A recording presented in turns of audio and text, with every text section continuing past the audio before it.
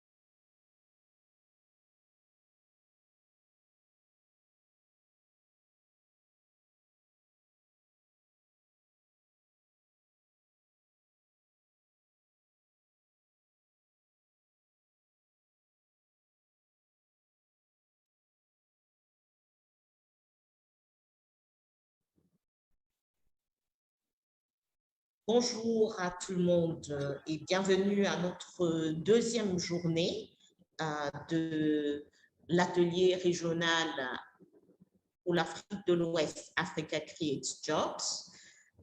Nous allons Workshop for West Africa avec une petite vidéo d'introduction.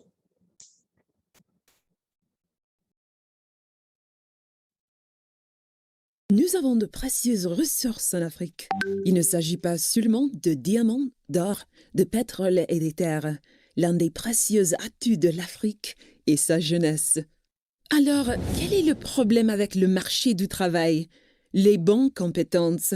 De nombreux jeunes obtiennent des qualifications qui ne sont pas requises. Les entreprises ne trouvent pas assez de personnes qualifiées pour les postes à pouvoir. Le marché du travail est en constante évolution. Quels systèmes de développement des compétences peuvent le mieux répondre à ces besoins changeants? Et comment mieux soutenir les gens qui cherchent un emploi indépendant? Et qu'en est-il des compétences non techniques, des systèmes de formation adaptés, de l'acquisition informelle de compétences, de l'information sur le marché du travail, de la numérisation, de l'intelligence émotionnelle, de l'organisation et de la collaboration? Que pouvons-nous apprendre des études économiques? Quel est l'impact de la COVID-19? Certains secteurs sont en pleine croissance et d'autres en déclin. De quelles compétences l'Afrique a-t-il besoin aujourd'hui et à l'avenir? Africa Creates Jobs, des compétences et des emplois pour la croissance économique et le développement de l'Afrique par l'Afrique. Rejoignez-nous pour la conférence continentale Africa Creates Jobs 2021 en novembre et participez à ces conversations importantes.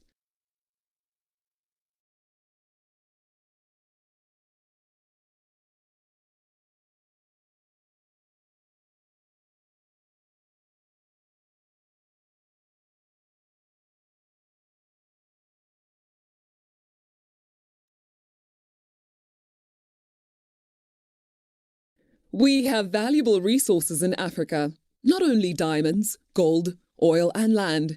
One of Africa's precious assets is its youth. Then what's the problem with the job market? The right skills.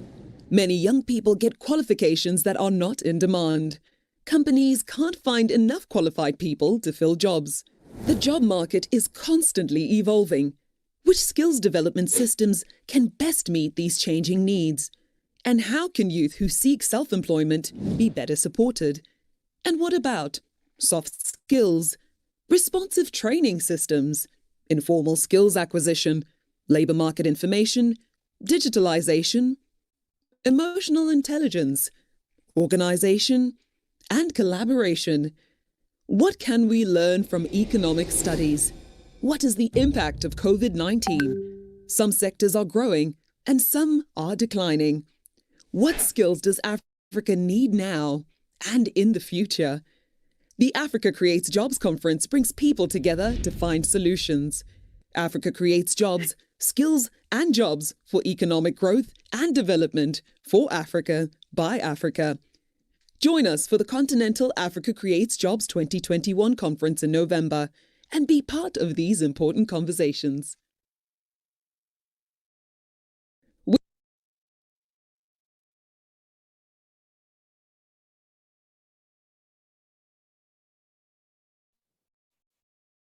Good morning and welcome to our day 2.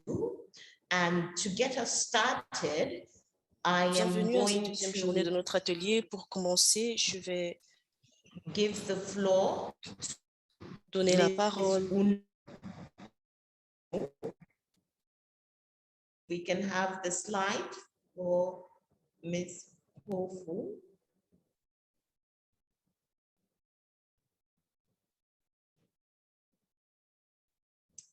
Yes, well, I'm going to give the floor to, she is the team lead for skills and employment, human capital and institutional development division, program delivery and coordination directorate at the African Union Development Agency. She's been guiding us beautifully through our workshops. Unami, the floor is yours. Thank you very much, Ka, and a pleasant good morning. Happy Friday. My name is Unami Mpofu, and mine is really just to welcome you and to appreciate that you could make the time to join us again. And I just want to bring 2 words as we begin the day. Yesterday, and it was very clear from the visual that was shared by the illustrator, that we want to give hope to the young people. And as the video was saying, and we will be going into the recommendations, we are the ones that are holding the solutions. The solutions are not out there, but they're right here in this room. So I hope, pray, wish us that as we work through the meetings today, that we will bring our solutions to the table and we'll be able to give hope to the young people. And just to give you a surety that we are listening in very carefully, and we aim to be bringing these recommendations that you will put on the table. Porter ces recommandations. AIDS Jobs Conference, which will take place in November, but which is really a meeting for policymakers and practitioners to dig deeper and to take away into practical action. And of course, with the support of the African Union, this is going to happen because the African Union is sitting up to listen to what we are bringing to the table. We, as all of us, the stakeholders. So welcome again, and a pleasant, all protocols observed. If I've missed anyone, colleagues from the AUDA NEPA, from the AUC, from GIZ, and of course to our facilitators and all the various institutions represented from the region in West Africa. Thank you and a good morning. Pleasant deliberations. Thank you very much, Unami, for those words of welcome. And as has been mentioned, the workshop is facilitated by a team at Strategies, myself, Ka Wala, my colleagues, Baba Dodo, Frank Aurélie, Joël Soso, to Baba Dodo to introduce the day. Baba? Yes, good morning, everyone. Let me introduce our day with the key takeaways of day one. Donc, bonjour une fois de plus à tout le monde. Nous allons poursuivre, en fait, démarrer cette journée en ayant un petit rappel mémoire de ce que nous avons fait au cours de la journée d'hier. Et donc, hier, nous avons commencé par examiner les tendances continentales en ce qui concerne la création d'emplois et les compétences. Nous nous sommes accordés, nous avons compris sur la base des études qui ont été menées à la fois par l'initiative CIFA concernant les emplois en Afrique, mais aussi sur l'évaluation de l'impact de la COVID-19 en Afrique. Nous nous sommes rendus compte de ce qu'il y a une urgence à créer des emplois en Afrique parce que nous avons beaucoup de jeunes, mais très peu d'emplois.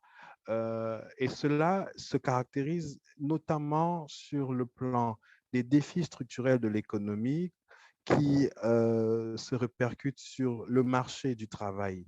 Nous avons également constaté remarqué surtout que l'économie africaine est majoritairement informelle, ce qui justifie le fait que les emplois également soient majoritairement informels. Nous avons par la suite examiné les différentes limites, les différents freins à l'accès des jeunes à l'emploi, notamment du point de vue de l'offre, du point de vue de la demande, mais aussi le déficit d'alignement entre l'offre qui existe et la demande qui est faite. Nous avons aussi constaté que cette urgence à créer des emplois a été accentuée par la COVID-19 qui a relativement provoqué des changements structurels de l'économie africaine. Concrètement parlant, c'est du point de vue du secteur informel, c'est à peu près 85% de l'emploi qui est informel, c'est à peu près 72% de cet emploi qui est dans le secteur agricole. Une très faible variation entre les différentes régions, mais par-dessus tout, une forte prépondérance des femmes dans ce secteur. Voilà en quelques mots ce que nous avons pu observer hier.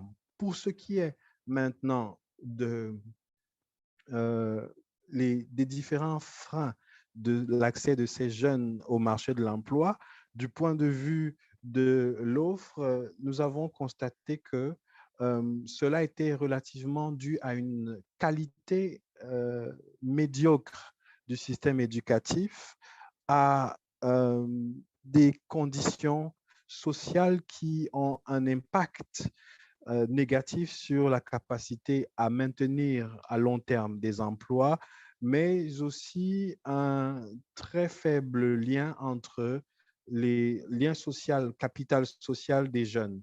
Du point de vue de la demande, les freins étaient relativement liés à la croissance économique de faible niveau, à la structure même de l'économie, à l'insuffisance d'un environnement propice, un environnement favorable au développement des emplois formels, mais aussi à une sorte de survivance chez les jeunes d'un esprit de débrouillardise plutôt que un esprit entrepreneurial qui saisit les opportunités qui sont présentes dans le marché. Du point de vue des freins entre l'alignement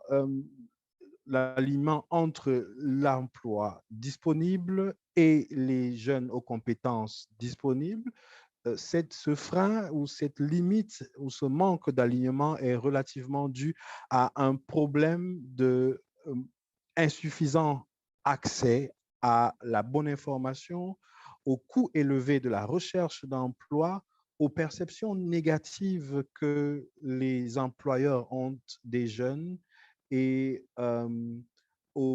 entre autres, hein, aux problèmes que les jeunes ont à pouvoir être immédiatement aptes à travailler dans des conditions professionnelles appropriées. Voilà relativement au niveau de, des freins, ce que nous avons pu constater au plan continental. Pour ce qui est du plan des tendances au niveau régional, nous avons observé hier que malgré cette, cette image relativement triste, il y a une bonne nouvelle qui est qu'il est possible en Afrique, il est possible de créer des emplois et que le moment actuel s'y prête fortement et que dans le cas échéant de l'Afrique de l'Ouest, la région est résiliente et possède un énorme potentiel de création d'emplois.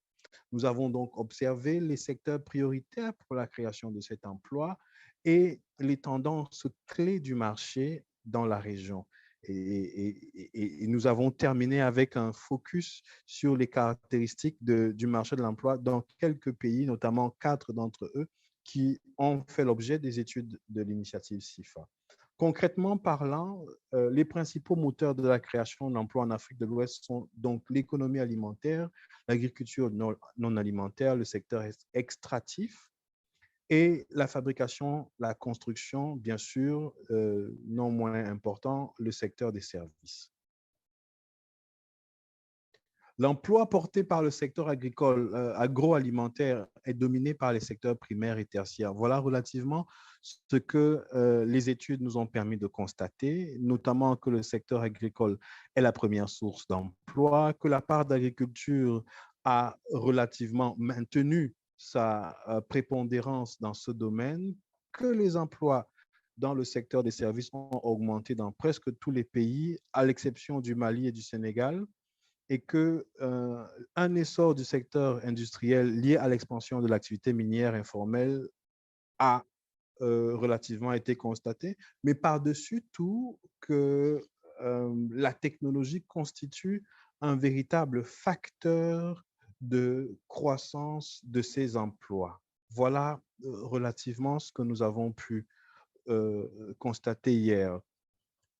À partir de ces constats, nous allons poursuivre la réflexion aujourd'hui, mais nous ne manquerons pas de rappeler pourquoi nous menons cette réflexion dans le cadre de cet atelier régional en Afrique de l'Ouest. Premièrement, c'est pour partager les résultats de ces études macroéconomiques menées dans la région et de discuter les recommandations qui en ont découlé.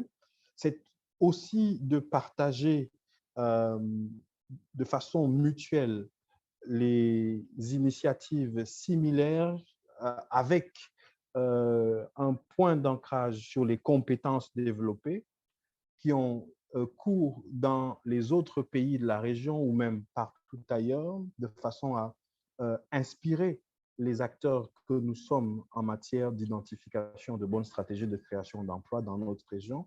C'est aussi de discuter des emplois dans le secteur informel dans la région et de réfléchir à des moyens de formalisation de ces derniers. Mais par-dessus tout, c'est de développer des recommandations à l'échelle régionale qui seront utilisées non seulement par les décideurs de la région, mais aussi qui vont être utilisées, qui vont être acheminées dans la conférence continentale sur la création des emplois en Afrique qui aura lieu en novembre 2021. Voilà relativement pourquoi nous sommes réunis en ce deuxième jour de notre atelier. Nous allons donc pouvoir couvrir tous ces objectifs à travers 5 modules. Nous avons eu l'occasion hier de couvrir les 3 premiers, notamment l'examen des tendances macroéconomiques et des compétences nécessaires pour la création des emplois, pour la croissance économique dans la région. Aujourd'hui, nous allons examiner les recommandations qui en découlent et nous allons conclure de façon à préparer plus ou moins des résolutions à transmettre pour la suite. Ces 2 modules de la journée vont être couverts selon le programme, les horaires qui nous sont présentés. Nous avons relativement 3 heures à nouveau comme hier aujourd'hui, comprenant 2 sessions de travail séparées par une brève pause café. Pour y parvenir, nous avons relativement cet agenda que nous avons déjà examiné. Nous allons voir les recommandations, puis la conclusion. Nous avons les conditions de succès ci-après. S'il vous plaît, quand vous ne parlez pas, c'est juste un rappel, vous gardez les micros et les caméras fermés. Si vous voulez intervenir, vous écrivez dans le chat. Sinon, vous levez la main, on vous donnera la parole. Bien sûr, vous prendrez la parole en vous exprimant de façon précise et concise, en respectant le temps et en permettant la participation active de tout le monde. Nous allons le faire, bien sûr, en plénière, d'après les méthodes de travail, mais aussi dans les groupes de discussion parce que nous allons tout à l'heure nous y retrouver pour examiner les recommandations de façon un peu plus approfondie. Nous ne manquerons pas d'évaluer, de prendre plaisir, bien sûr, avec la visualisation et la participation de tout le monde. Nous rappelons que cet atelier est en direct sur les réseaux sociaux, sur YouTube notamment, et que la conversation se poursuit sur les plateformes Twitter et Facebook. Pour cela, n'hésitez pas à tweeter en live, à faire des posts Facebook en live en utilisant les différents hashtags qui se présentent devant vous, hashtag Africa Creates Jobs, hashtag ACJ, hashtag West Africa, hashtag job, hashtag COVID. Donc voilà relativement. Et nous rappelons également que nous avons un portail consacré justement à la collecte de toutes les expériences, de toutes les bonnes pratiques sur le terrain pour permettre d'enrichir la banque de données de l'initiative SIFA dans le cadre de l'ODA-NEPAD. Donc, n'hésitez pas, s'il vous plaît, à vous connecter et à y ajouter les expériences, les bonnes pratiques dont vous avez connaissance pour inspirer les décideurs sur les bonnes politiques à mettre en place pour la création des emplois. Avec ce rappel, je crois que nous sommes outillés pour poursuivre avec l'examen des recommandations. Et pour cela, je vais passer la parole à nouveau à Kawala qui va nous permettre de les parcourir. So, Kawala, over to you. Thank Are you you there? very much, Baba, for reminding us of the key points that were discussed yesterday, that were presented as a result of the different, but also for capturing very, very well the key points that came from wonderful contributions that participants made yesterday during the various discussions. And I think those points have set us up very well to begin our discussion on recommendations.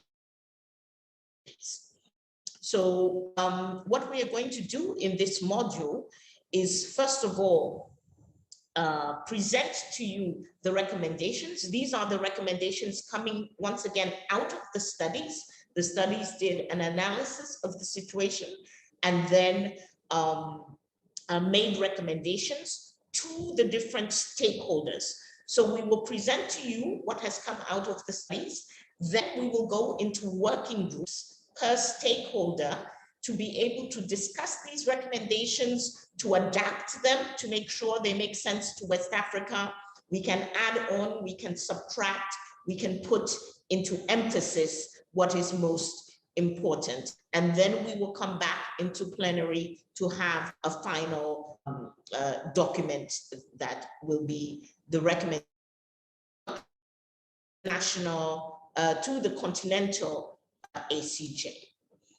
So we are going to look at recommendations for strengthening skills for employment, for TVET and other training institutions, for the private sector and or TVET, so either the private sector or in collaboration with TVET, for governments, regional level, for facilitating the transition from the informal to the formal economy, which we have already identified as being one of the mistakes.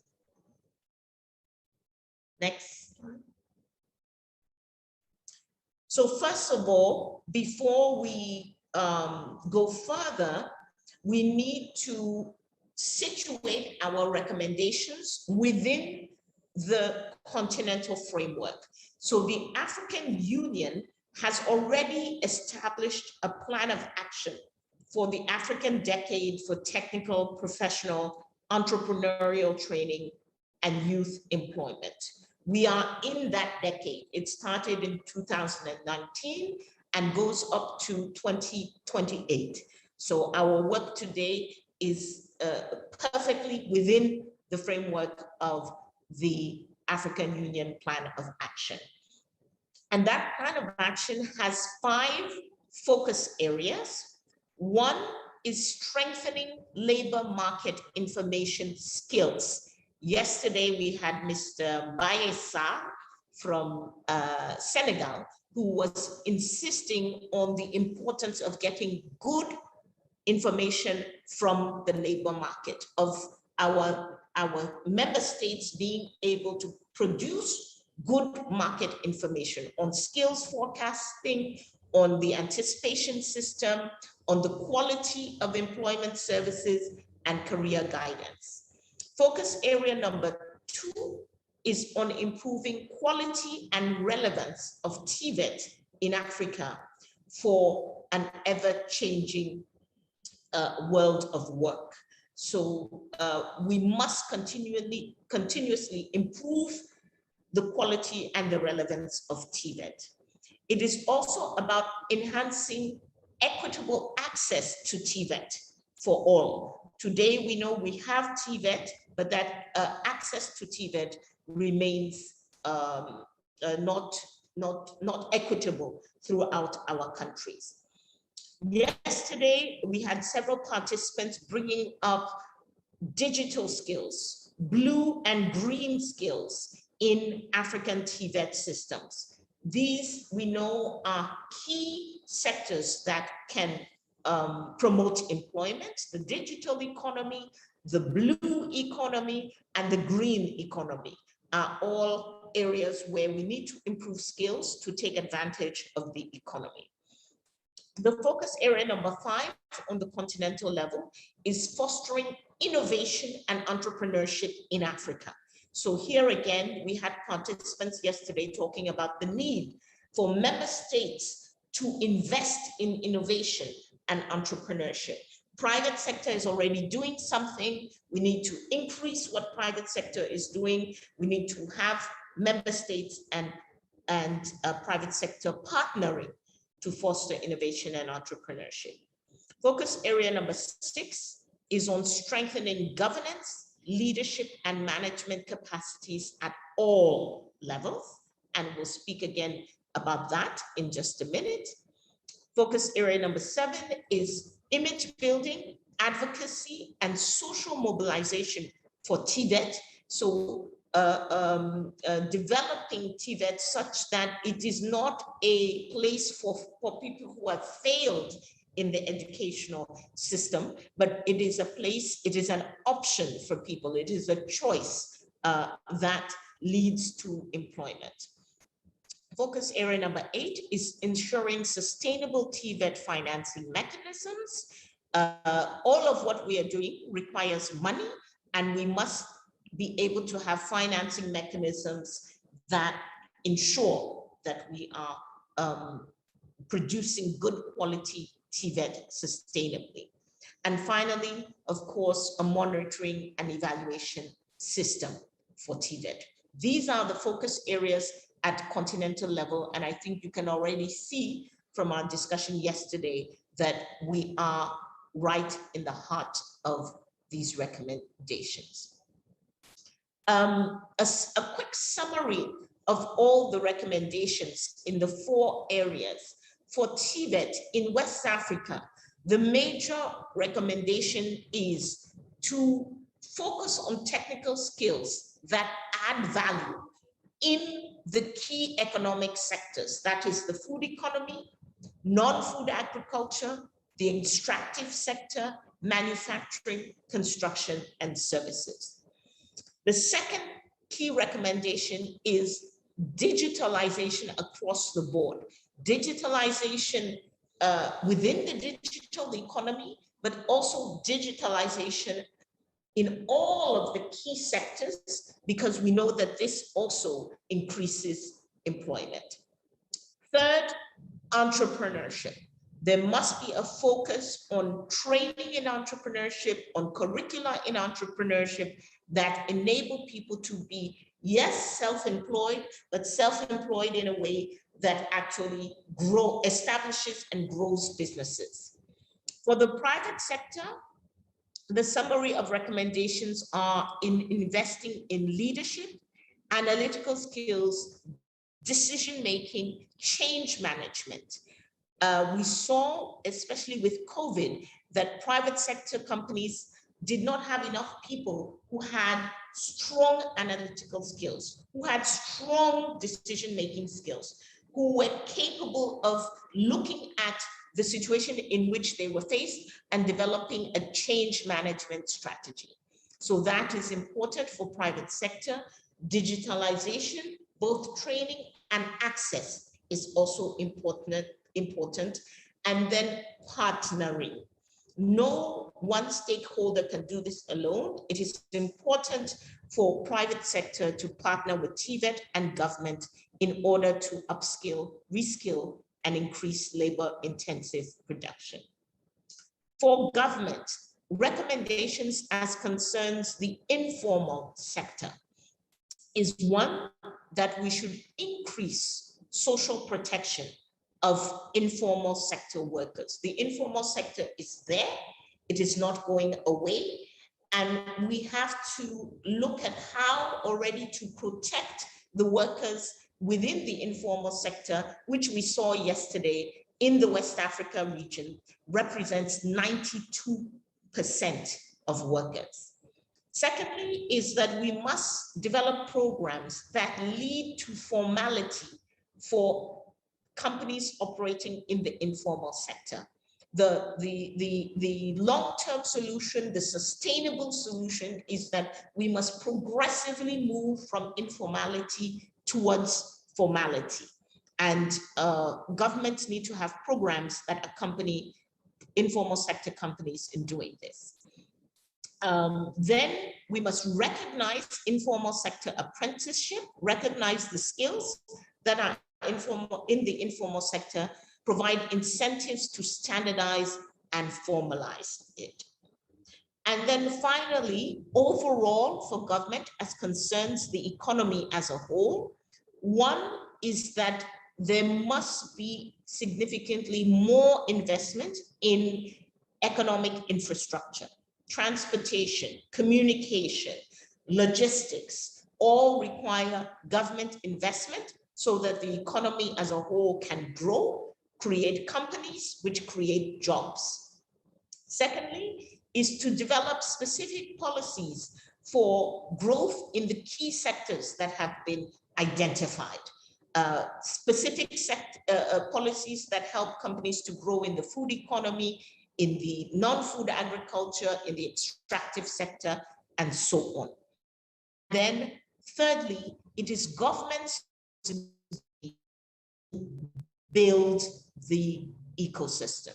It's government's responsibility to build the entire ecosystem of all the different stakeholders, being able to dialogue, being able to provide information, data collection, and being able to provide market information on how skills and jobs are developing. I'm going to stop here at the level of the summary of recommendations. We are going to go into the different groups where we will have the possibility of examining the recommendations in a more detailed manner, and we will have the possibility of giving determining the priorities, determining actions to be taken, and determining the examples that we see for best practice in this area. So Joel, if you can just go through the terms of reference for the stakeholder dialogue, we can introduce those and we will be able to go into groups.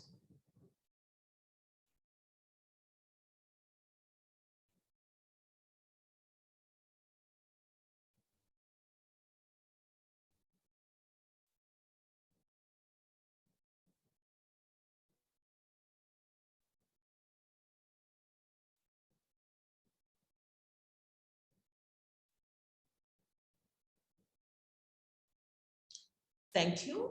So we are going to go into 4 groups, looking at TVET, looking at the private sector, looking at the informal sector, and looking at governments.